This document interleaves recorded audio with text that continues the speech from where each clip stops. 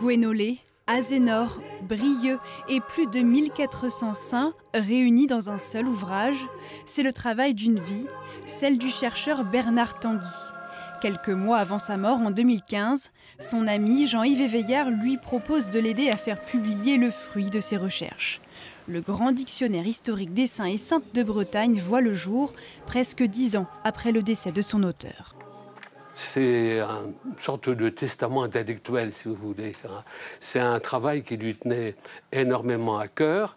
Donc tout au long de sa carrière, qui a duré une quarantaine d'années, bien, il a mis de côté tout ce qui pouvait concerner ce sujet.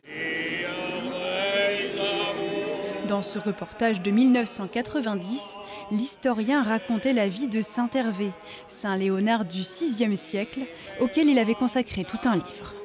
C'est un saint breton parmi les plus populaires, même si son culte n'est pas, disons, à la hauteur de celui de saint Modé ou même de saint Tugdual ou de saint Guénolé. Malgré des années de recherche et des centaines de saints étudiés, il en manquait encore pour réaliser son grand dictionnaire. À son décès, un groupe de chercheurs s'est donc constitué pour terminer son travail. J'ai rédigé une quinzaine de vies de saints. Parmi eux, donc, Yves Ellory, Saint-Yves, Saint-Vincent Ferrier, Charles de Blois, Yves Mailleuc et d'autres encore.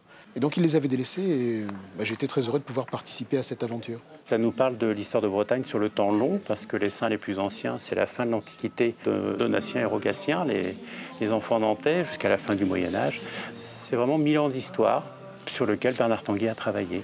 Le grand dictionnaire historique des saints et saintes de Bretagne est publié aux éditions Schoolvrace.